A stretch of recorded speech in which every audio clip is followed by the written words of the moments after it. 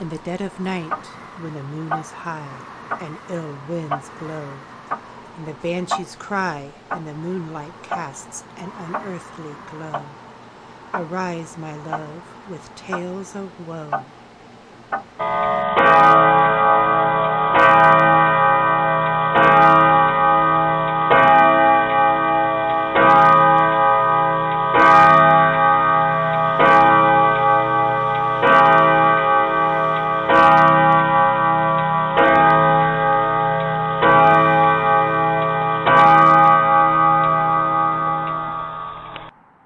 Good evening. It is 12 midnight, the Paranormal Hour. Welcome to Ghost to Ghost. I'm your host, Chief Lawson.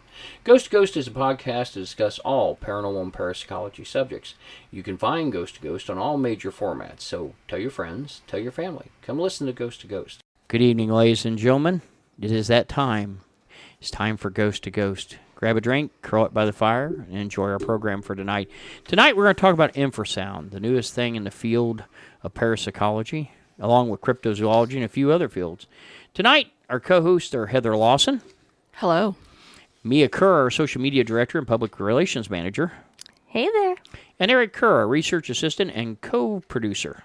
Hello. All right, Eric, this has kind of been your baby, and I'm going to let you start off with describing and explaining to our audience what infrasound actually is.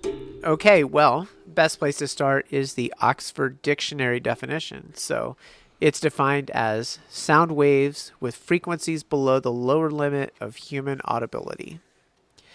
So just to kind of give you a little background, the range of human hearing without any kind of electronic assistance, just natural hearing, is between 20 hertz and 20,000 hertz, or 20 kilohertz.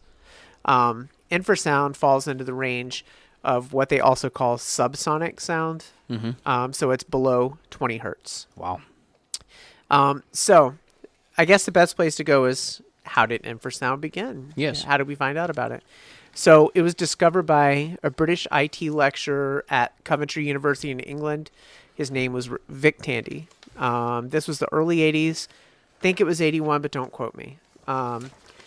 Basically, he was working in a medical laboratory doing research. It was a medical manufacturing library. And actually, I'm going to quote his own words. Okay. I was sweating but cold, and the feeling of depression was noticeable. But there was also something else. It was as though something was in the room with me. And so, at that point, he claimed to see a spirit emerging in his peripheral vision. And then when he turned to face it, there was nothing there. It vanished. So, basically, the discovery really was an accident. He was a freelancer, and so the next day after this incident, he was polishing his fencing sword. The blade started vibrating. It was clamped in a vise, but it was still moving, and he had no explanation as to why. Being a research person in the laboratory, he decided he was going to do some more experiments. And what he found out was that the infrasound was highest next to his desk, and that's actually where he had those feelings before. So he did more research, and he analyzed it further, and he found out that the source of the infrasound was actually an extractor fan that had been installed. Vibration right of it running? Yes. Okay, yeah. And so a fan runs below the 20 hertz. I think it runs generally 18. Sounds right. Yeah. About 18 hertz. And so he's saying that it was creating what was basically, I don't want to say an illusion, the apparition. He's actually, so basically he felt like it was probably the most noticeable by his desk where the extractor fan was. He was saying that he felt that it was causing hallucinations, and that I'm kind of getting ahead of myself, but basically looking at the range of 20 hertz, and that's what's audible to a human. Basically, at 18 hertz, the eyeball starts to vibrate. And so his that affects hypothesis, the optical nerve. Yucky. Yeah, Yeah. right? The eye starts to twitch and it shakes, and then his feeling is that that's what causes you to see things out of your periphery because they're illusions. That's his body of work anyway. And he worked with a colleague Dr. Tony Lawrence, and they published their findings in the Journal of the Society for Psychical Research. They concluded that infrasound at 19 hertz can cause psychological effects as well. So in addition to the hallucinations, they're saying it can cause feelings of fear, shivering, sweating, and vibrations, and that goes back to the eyeball as well. So, it's a funny thing, honestly, and more and more we're starting to see people testing for this in the field of parapsychology as well as other fields. Why? It's not to prove that ghosts don't exist. It's to make sure that whatever the client is experiencing isn't related to infrasound. The fan you brought up is a good example. We found that in ceiling fans. We can find that in compressor motors and like your refrigerator, window air conditioners. Usually, it's cheaply made equipment. I'm going to point this out, probably from China, but at the risk of sounding like Trump, truthfully, it's cheap equipment. That it doesn't have good bearings, it doesn't have good noise silence in it. In the U.S., when something is made, they actually, believe it or not, the FCC will actually determine, especially with like air conditioners things, they'll determine the vibration and all that. And of course, one thing we learned in manufacturing years ago, vibration creates damage. It creates wear on parts and everything else. So, we want to eliminate that. And, what this does, being that the audible range is between 20 hertz and 20 kilohertz, that's a very narrow field. Sounds like a lot, but it really isn't. And, this comes into play when we do our EVPs. And, we've learned that, our EVPs come from a higher range, a higher vibration, that entities or ghosts or anomalies will speak on that higher range. The infrasound, though, can affect us. Like you said, it starts everybody goes, eye vibrating, wow, ooh, but that's the optical nerve. And that can you cause... never felt your eye vibrating. You couldn't... No, and it's going to be so slight you wouldn't feel it. You're not going to be able to hear it. Infrasound is below our hearing range. So it could be, and they found this. I remember one time there was a case, and they tried to tie this to a big government conspiracy, but it was somewhere on the New England coast. This town was picking up this vibration, and it was causing infrasound. People were getting sick, because one of the things that, I'm sure you got this in your study, what was the things that the health effects that were caused by it? One of them is nausea. Yes. It can cause headaches. It can cause undue stress. Well, what they found out is, of all things, it was a factory, a bookbinding factory they had in the town. They'd installed a large press.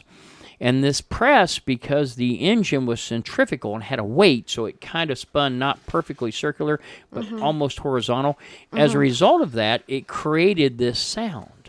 And they found out that the only time the sound wasn't working was on Sundays. Well, it just so happens they weren't running on Sunday. Oddly enough, of course, they were linking it to an Air Force base that wasn't far from there. They were pretty sure they were doing experiments. Now, the funny thing was, the Air Force base of all bases, I don't remember the name, was a reserve base. So they weren't even occupied every other weekend, or one weekend out of a month. So they weren't doing anything there experimentary. But everybody thought it was coming from there, and it turned out, but it took a lot of work to do that. And I mean, infrasound has become really big now, because we found out, wow, this could, and of course it's been weaponized. Several nations, including our own, use it to affect people in a meeting. Actually, you can buy these little things that are little infrasound generators. They work off a 2032 battery, and you can hide them under a table, and if you let it run, within 30 minutes everybody at the table will start either becoming nauseated and or have a headache. For all those people that were ordered back to work. Yeah, that's right. To the office. If you want to get even with your boss, Yeah. you just want to have a good day. Just saying. I'm not giving any ideas. That's our disclaimer. Our lawyer wants us to point that out. Anyway, but it's affecting a lot of things. And of course, we're just getting into this, and thanks to Mia and Eric, they donated the actual microphone that picks up infrasound, and Andrew donated our tablet, and we're starting we got a program that I've got, and I donated that, and we're putting together the ability to test for infrasound. So when we come out on a client's property that says, hey, I have a haunting, and they start describing, I've had this happen over the last 25, 30 years. People say, well, I get nauseated. I'm having some problems. Mm-hmm. You go out, I remember one in particular, I don't think you guys were on that one. It was up in, was that Lafayette we went to? It had the house they cleared out of. It was in the middle of construction. Yeah. I think Lafayette. Yeah, I think it was Lafayette. And they had this window. Were they there? They were there. Okay, I thought so. Okay. I think so. Okay, I think so. Yeah, you do enough investigations, you forget some of them. I don't know. Yeah. But they had this window air conditioning unit they shut off. And when it ran, it made a consistent sound. That's the kind of thing that infrasound comes in on. If you have something that consistently runs in the background. So, now some good examples of this. Mm-hmm. We were just talking off air about, we found out that Bengal tigers, and this got into the cryptozoology, because I like to watch cryptozoology, we don't get in that area. And, of course, I've got some good friends there, Cliff Rockman and Russell Cord, and one of the things that those tigers do is to capture their prey, they use infrasound to freeze them, and it causes them to go into a lethargic state where they don't move. Makes it easier to pick off the prey. It's believed now in the cryptozoology world that Sasquatches use this to drive people away and to help with invisibility. Part of the infrasound that the tiger uses on its prey, they believe, causes the optical nerve, as we were talking about earlier, where this researcher found that he was seeing apparitions. It can also create invisibility. And so they're wondering now... Interesting. That's why tigers have always been hard to find. Exactly. They feel like that plays on the... So they're thinking this may be part of the camouflaging or, of the Sasquatch. So, it very well could be. I mean, just a thought. And if higher vibration is ghosts, then couldn't it be lower vibration too? Anything that's outside of our hearing realm? So who's to say that that's really a hallucination?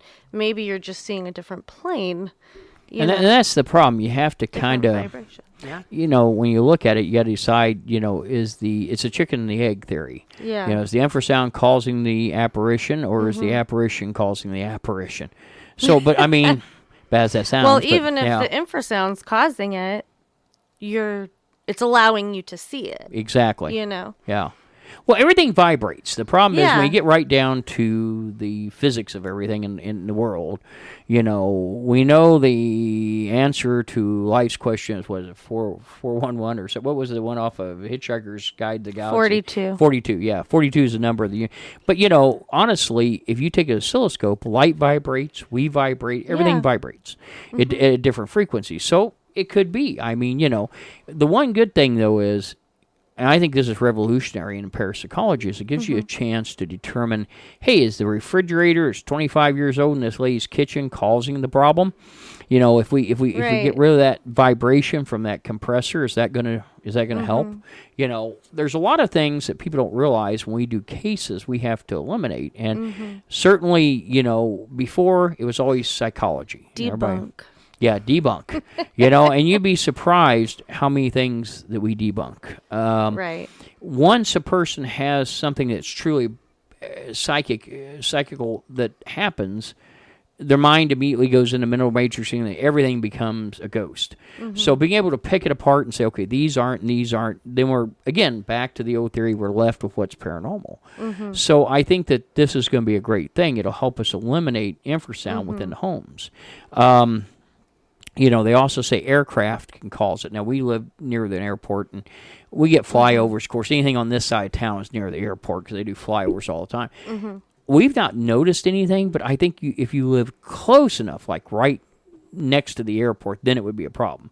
We're far enough away. Now, I think that's why you see two reasons why you see airports getting more land and pushing housing further away. One, of course, is safety.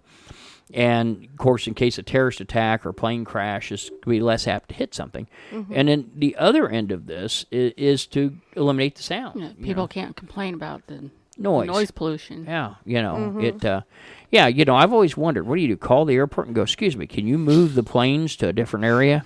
Yeah. Not fly planes between this time and this time? Yeah, I'm sure they get calls like it. I'm sure it happens, but I can't imagine how you would handle a call. And do you think that with our infrasound stuff, we could make ourselves invisible? Well, like the cloak of invisibility? Let me throw you this one out. What says that we can't generate a tone? Because, I was looking at purchasing the tone generator is cheaper than the mic or the cablet. But if we could generate the tone, what could we see? I mean, would it... Right. Because we need a tone generator to be able to test it and figure out where we're at. Actually, a lot of the computer programs will generate tone if you got the right speaker. I'm just wondering, the possibilities are a bit endless in this. I mean, it really, really is. I mean, there's a lot of things, the infrasound, you can do a lot with, and there's a lot of things you can debunk. I mean, I'm seeing the potential out there. Now, of course, it's big in cryptozoology right now, but there's several shows. I think Mike Rickseckler, I think he had some stuff on it from the Alaskan Triangle for some reason. It seems like that stays in mind. But, again... They say that military base up there puts out infrasound. That's right. They claim that whatever they're doing is, I think, Roosevelt Roads, when it was down in Puerto Rico, when it was a hearing or a listening base for Cuba, I think probably the same thing applies. I know for a fact up in, I think it's Ukraine now, but the woodpecker, which is not far from Chernobyl, it created that. It created problems with TVs in America clear across, so God knows what those waves were doing, ham operators said that's why they named it the woodpecker. Come in and go the whole time it was, and it would interfere. Right. And it's easy. I mean, back the old TVs used to be real easy to interfere with. I found out there's lots of things that can interfere with their broadcast. CB radios, if you have too big of an antenna on those, it'll come in on everybody's. Yeah, Slinky. Yeah, that's a funny tale. Well, I got to tell this online. My poor dad, who passed in 2016, when I was young, we had console TVs. Well, he got one of the very first remote-controlled televisions, Xena Space Command. This remote control was 2 inches thick, 3 inches wide. It looked like a mini pocketbook with 5 buttons. You had on and off. You had volume up, volume down, channel up, channel down, and mute. That was your entire capability of a control. It required 2 9-volt batteries on there. Dad was proud of this thing. So after a year or so, I was up one night, and I found out if I was at we had this big, long hallway that went down to all the bedrooms. I found if you stood at the end of the hallway and you used a metal slinky, went back and forth, it was on the same frequency as the remote, and it caused it to change channels. So I found this very interesting. My dad would come in from work. He worked an evening shift, so he'd get in about 11:30. He'd get him something to eat, sit down in the chair. I'd wait for him to get TV on, and I'd go clink, clink, clink, clink, and all of a sudden it'd go blink, blink, blink, and it'd change channel. He'd get up and go, God damn it. He'd get up and he'd run over there, and he'd put it back. And I'd wait till he'd get comfortable and get everything about where he wanted it again. And here we go again.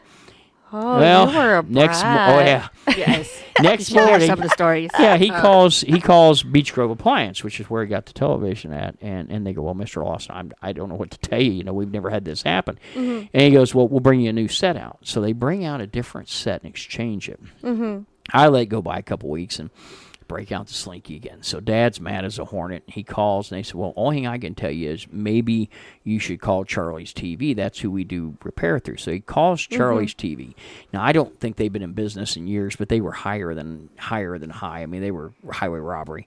They come out. I don't know. My dad probably back, and this is the 70s, so he probably spent $200 or $300, which was like $500, $600 back then. And they couldn't find anything wrong with it. So they finally told me, they said, look, one of the neighbors probably has the same one. All the remotes work on each other. They're not independent. So Dad goes door to door around the area trying to make sure that no one has this television set. Oh, my gosh. I didn't tell him about it. And in about 2014 or so, we're driving somewhere. And it comes up, and I said, Dad kept saying, they had so many bugs in that. I go, Dad, I hate to tell you this, but the set worked fine. That was me with a slinky. He goes, what? I go, yeah. I go, when you took a slinky at the other end of the hallway, you couldn't hear me down there. And you did that. It worked on the same radio frequency and changed the channels. And, he wouldn't speak to me for about 3 hours. That's crazy. And then afterwards, he says, all that goddamn intelligence, and you became a fireman. And, And I mean, that was, I'll never forget. But a lot of things back then, all the remotes worked on radio frequency. That was one of the first. You didn't do IR, and then they went to infrared. Now they work on a Bluetooth type situation, most of them.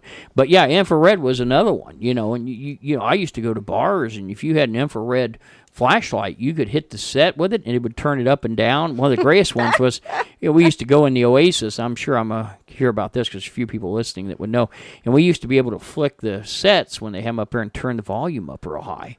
And all the drunks would go nuts. I mean, our fellow nobles would go nuts. And, oh my God, the waitress would have to go out and turn it down. And but we found out a lot of things, a lot of experimentation. Wow. Part of having, that ingenuity and lab experience. But anyway, so what other devices can this be heard on? Well, it's funny you asked that question. Yeah. So basically, subwoofers, pipe organs, especially large ones, transmission lines. So kind of going back, just to recap, 20 hertz to 20 kilohertz. That's the range of human hearing. So hearing becomes gradually less sensitive as the frequency decreases. So that's why you can't hear it. You have to have the assistance of an electronic device. Okay. Also, when you get below 20 hertz, the sound pressure coming out of a subwoofer or whatever you're using has to be high enough to be audible. So it has to be turned to a very high level to be able to detect it. It's not even guaranteed you can, but that's where it would need to be. I know they've said that some people have the ability on the high end of the infrascale that they can hear it. Yes, that's a rarity. But yes, that is true. I'm sure our dogs can hear it. They can indeed. Now, even if you can't hear it, your body hears it. So it vibrates. The body can feel all the vibrations. And so infrasound. Oh, could that be why you get like chills and... Yes, it could. Oh, yeah. Like your hair... It could basically make you sick. I mean, You're getting ahead of me here, but you're correct. Oh, sorry. It's okay. Shame. Shame. Ding, ding. I know. I was just going to say I need a bell. Yeah. I think she went to page 3. So infrasound also is not just electronic. It's also detected in seismic activity, volcanic activity, and the monitoring of those things. Also, in the petroleum industry, it helps find oil deposits. Really? Yeah. Oh, wow. Yeah. Now, I've heard about the earthquakes and things. So that's why animals can sense them. Yes. They claim is the infrasound wave that comes in prior to triggers the animals. Yes. Also, if you think about it, I'm really stretching. It's not on the script. But if you want to talk about dogs, like our dogs can hear it. Yeah. The dog whistles. Can you hear it? No. They can I was hear it. thinking It's that. infrasound. Yeah. I always thought it was ultrasound. Ultrasound's on the high end. Yeah, that's why we can't hear it. Maybe. Oh. I don't know. I thought it was so high pitched It could be. that we couldn't hear it and they could. To be honest with you, I didn't find that in my research. I'm stretching here. Oh my gosh. I'm like, ultrasound? Who's pregnant? Listen. Yeah. I can confirm that it is either infrasound or ultrasound. It's one of the above. Either or. One of those. It's not regular sound. We can't hear it. That's all we know. So, I also have a section here for natural communication. So, animals use it. You already talked about tigers, whales. And actually, I heard that whales can actually send infrasound signals over 100 miles. Wow. Which is pretty that's cool. pretty amazing. Elephants, hippos, rhinos, giraffes, okapis, peacocks, and alligators all use it. Okay, I'm going to be an idiot. I went through zoology. What's an okapi? Is it a bird? Oh my gosh. I was about to ask the same thing. Yeah. I want to know. Basically, I don't have the answer. That's for you. okay. That's fine. I believe it may be. Heather's already on it. She's looking it up. We'll find out here. So us and our readers know. Our readers may know it. I honestly don't. I think it's a bird, but we I don't. should have it as a trivia question. Oh, there you go. Yeah. That might be an idea. Yeah. What, will they win, a brand new car? Probably not. Oh, okay. Yeah, but Oh. Just checking. Also known as a forest giraffe, are forest? endangered mammals native to Democratic Republic of Congo's rainforest. Wow. Here's a picture. It looks kind of Kind of like a zebra. It looks kinda like part a zebra. That's what happens when a zebra and a giraffe get together on a Saturday night, right there. Yeah. Yeah, I was gonna say it looks like somebody I saw downtown recently. Yeah, yeah. You go in the right spots, you know. You just never know. Oh, hey, look, they're endangered. That is why we don't know what they are.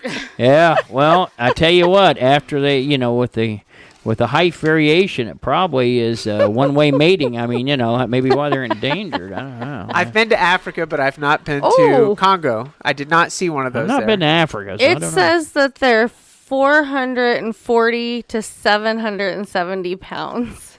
That's a huge animal. Wow. Yeah. Okay. Well. Yeah, it can hold its own in a bar fight. Let me tell you. Say. Yeah, more than likely. Well, that's interesting because I thought it was a bird. I don't know for some reason there's a bird called a copy. It's what now?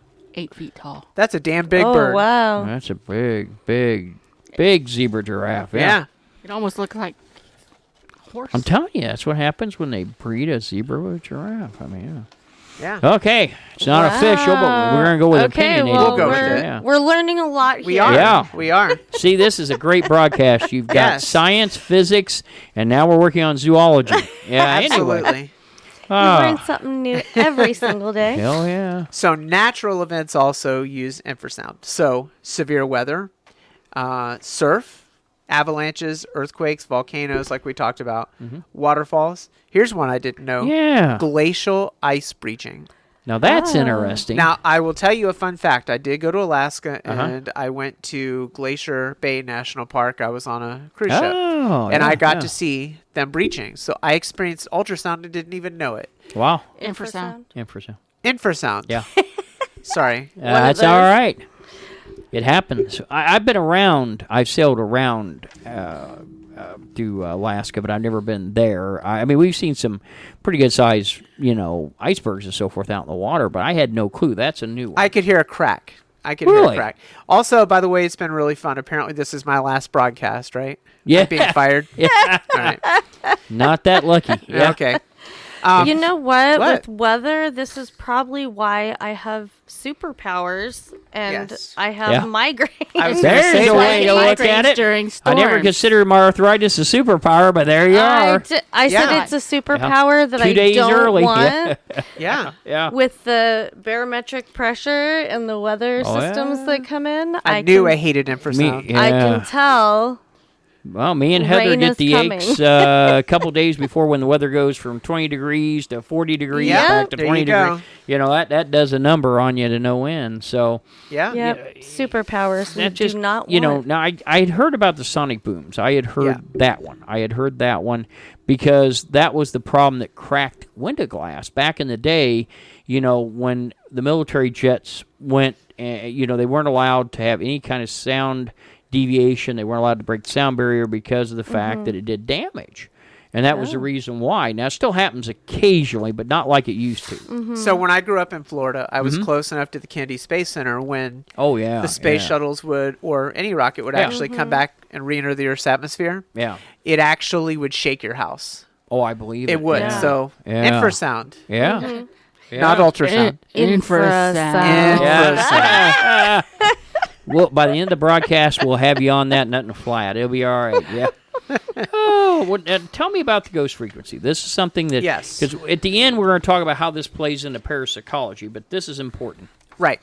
So the ghost frequency is calculated at a very specific number of 18.98 hertz. That seems to be pretty much where it's calculated. So at the point of 18.98 hertz, studies are showing that human eyes start to vibrate from the sound waves, just like we talked about earlier. And Vic Tandy himself hypothesized that at that frequency, the vibrations of the eyes could cause humans to hallucinate. And that, again, that's where he thinks you're seeing these apparitions and these ghostly figures from. And he believes, like I said, that hallucination may explain the ghost sightings. Now, that's not fully what we believe, because we do different experiments to actually document occurrences. We talk to spirits. We sense the spirits. So I think it's only just a small piece of it, but if you think about it, he's a researcher, he's a scientist. Sure. So he's supposed to debunk everything. That's what that's his job. Scientific methodology. Now, is he saying that all ghosts are The ones that are affected by, I think, infrasound. Or just the ones that you supposedly see. Well, it's funny you asked that question because he did go on. He passed in 2005, by the way. Oh, wow. He was only like 55 years old, but he did before recent. That's really young. Yeah. So he did actually go on several if you will, call them ghost hunts, and he did go on a few documentaries, and these were places that they found or were known to be active. Yes. And basically, he went in there and tried to debunk literally everything. So I believe his belief was that infrasound explained the paranormal in general. Explained them all. I think so.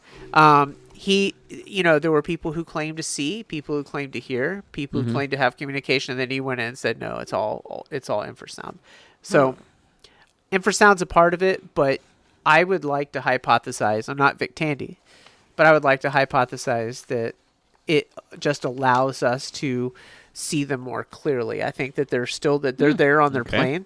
And my hypothesis is, keeping in mind I went to community college. However, so science. you're saying for you that when it vibrates your eyes, it's allowing your eyes to perceive them.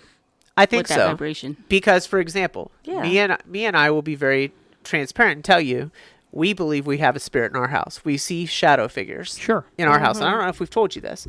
We see shadow figures in our house. And at one night, it's always out of the corner of your eye. Yes. Well, that's how they work. Yeah. This morning, well, I'll come back to that, but this morning I was upstairs by myself, and I don't know of anything that was happening, but I look out of the corner of my eye, and I swear I saw a cat walk across the floor in the bedroom. There was no cat in the bedroom. They were all downstairs. I think I saw a ghost cat. I don't know that it had anything to do with infrasound, but we also do have a spirit that resides in our house, and we know Mia's communicated with this spirit. Mm-hmm. This spirit has woken us up at 3:00 in the morning. We're laying in bed. Dogs are in bed with us. Our son's asleep. No electronics running. Nothing. Nobody's up. A guttural scream comes from our closet. Holy cow! Oh yeah. That's alarming at best. It was. Especially in the middle of the night or morning. Yeah. The dogs heard it, and then I kind of woke up, and this loud scream came from our closet. It was not an earthly scream either. Wow. It's like something you would think you would hear and see in a horror movie. Oh. That we experienced that. Awful. So we know it's not BS. Awful. But infrasound could maybe explain our sensitivity to it. Yeah. Maybe. Central Florida Community College, I'm doing you proud. There you go. There you go. Well, I tell you, I think the important thing here is, for us on a parapsychology and for spirit in general, is to be able to go in and say, hey, we've noticed that in this particular case, our mic is picking up infrasound. So something in here is causing it.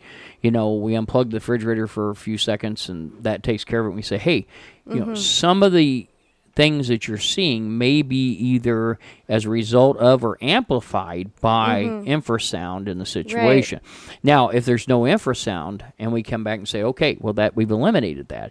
So now we move on and, it's just part of the debunking methodology. We're able to eliminate that portion. I think it's going to be really revolutionary in the future cases we have with the ability to do this. So I see this as a help. I also see this. Be interesting. Oh, yeah. I think we're going to find more and more, and I'm not saying that every case will be solely resulting in infrasound. That's not what we want either, per se.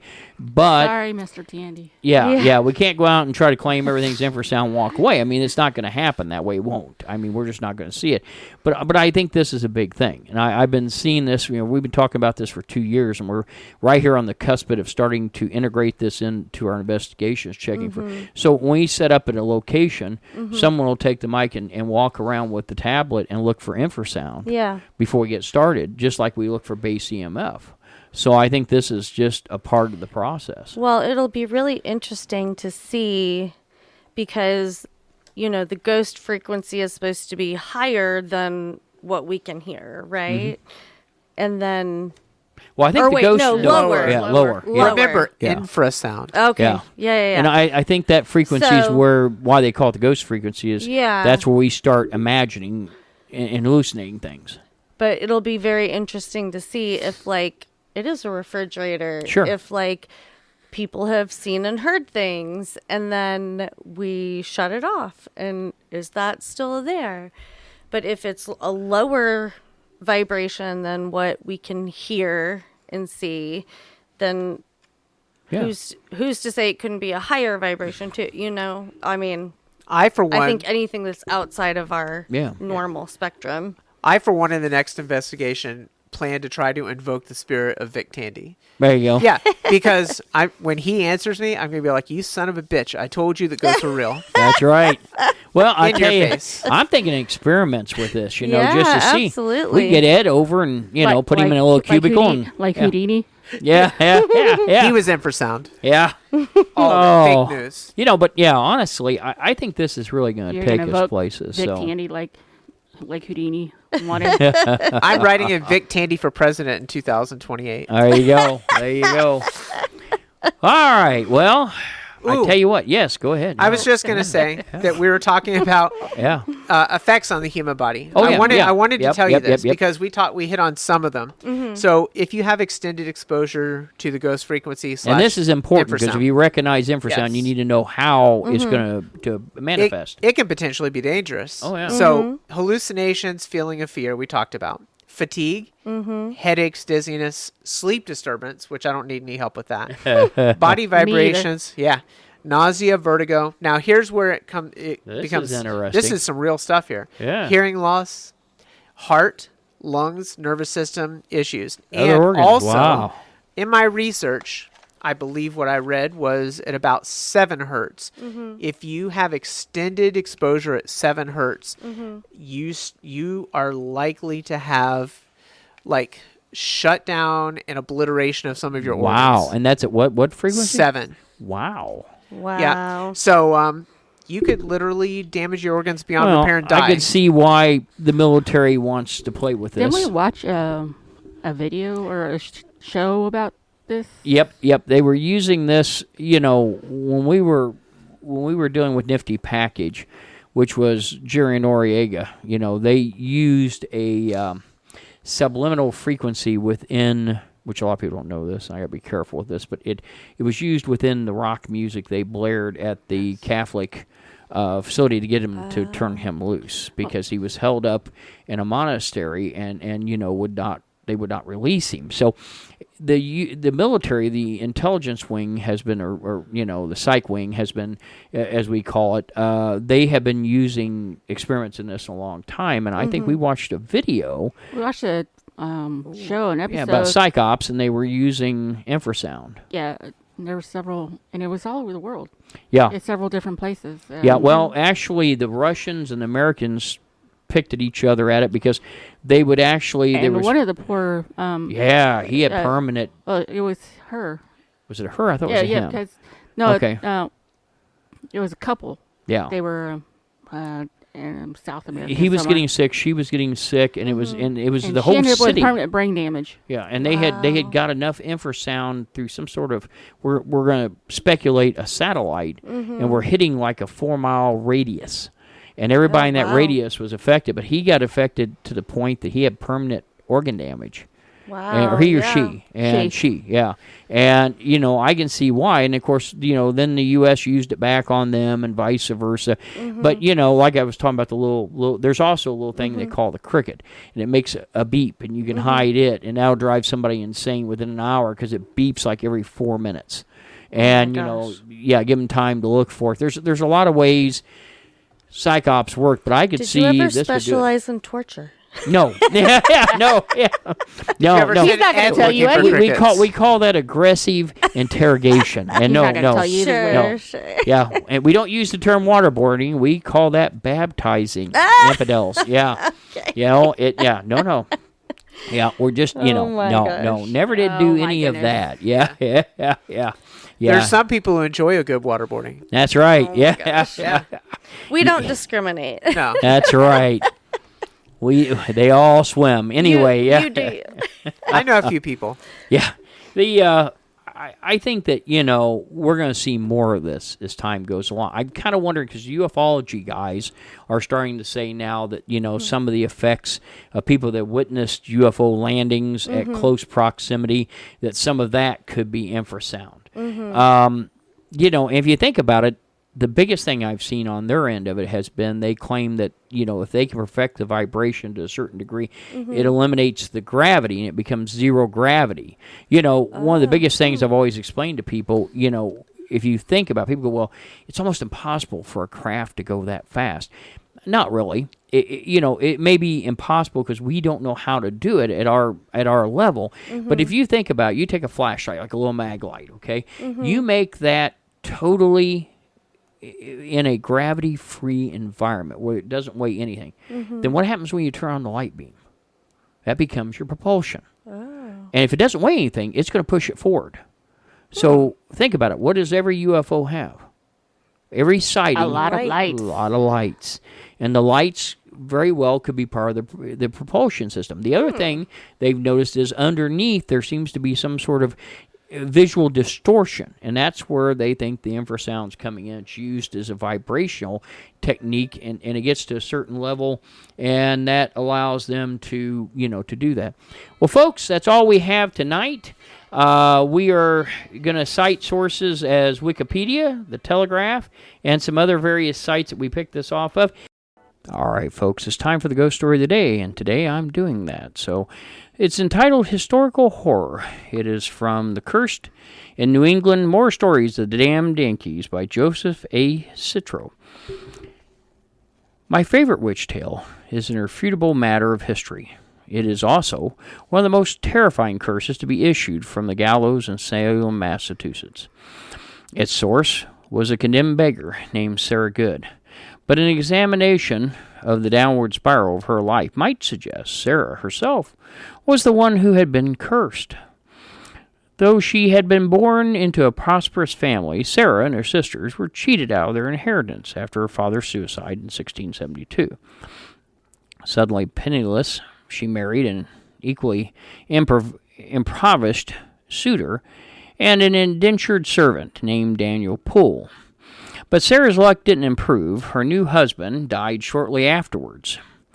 All she inherited was her husband's debts. Under Massachusetts law, her second husband, William Good, was responsible for paying them off. But as a weaver and laborer, he couldn't by 1689, he had to forfeit all of his land and cattle to his creditors. Sarah and William were reduced to begging. They lived in barns and sometimes in ditches. Sarah had a difficult time adjusting to her diminished stature, and readily let her neighbors know they didn't meet her standards for Christian charity. When she felt that she'd been slighted, she scolded, muttered, and reprimands, and occasionally commit minor mischief, such as releasing someone's cattle. So she liked to get even. Poverty, eccentricity, and mischievous antics caught up with Sarah when she was hauled into court and accused of witchcraft. Typically disrespectful, she responded to the miscreants in a spiteful and abusive manner. Her own 6-year-old daughter, Dorcas, was terrorized into testifying against her. Her timid husband, William, would not speak on her behalf. Although pregnant at the time of her arrest, she had Dorcas were locked away in humiliating confines of Salem's jail. There, Sarah's child was born and died. Still, Salem's assistant minister, the pious and pitiless Nicholas Knowles, tried to coax a confession out of her. After all, she reasoned she knew she was a witch. But to the last, Sarah defended herself with outspoken precision. She responded to the self-righteous cleric with what might be described as a holy curse. "You're a liar," she said, "and I am no more a witch than you are a wizard. And if you take away my life, God will give you blood to drink." Sarah Good was hanged on July 19, 1692. Apparently, Reverend Knowles didn't take her dying curse very seriously. Perhaps he should have been more astute, at least. The merciless minister died of an internal hemorrhage, bleeding profusely from the mouth, and he drowned in his own blood. Thanks for listening to Ghost. Again, I'm your host, Chief Lawson. You can find Ghost on all major formats on the 15th and 30th of the month at midnight. If you'd like to be a guest on the show, maybe have a question or subject you'd like to ask about on air or be used on the show, please email us at ghosttoghost ghost2ghost@spiritindiana.com, ghost2ghost@spiritindiana.com. I want to thank my production staff on Spirit, Jennifer Verne, our research manager and our producer, and Heather Lawson, our trainer on Spirit and our podcast director, for helping make these podcasts possible. My chief of staff, Andrew Brooks, for his guidance and help on the scripts, and everyone else involved. Thank you so much. See you next time. Until then, stay safe and remember the truth is out there. Good night. Ghost to Ghost podcast and its contents is the property of Spirit Paranormal Ltd. All rights reserved. We welcome you to download and play the podcast and share with others for personal use. You may not, except with written permission, use or distribute its contents for commercial use. Spirit Indiana Paranormal, covering the Hoosier State since 2002, Indy's oldest parapsychology investigation group. If you're experiencing what you believe to be paranormal issues, reach out to us for help at www.spiritindiana.com or call our hotline at 317-883-9103. Again, that is www.spiritindiana.com or our hotline at 317-883-9103. Thank you for listening. Take care of yourself and the ones you love, and be safe out there.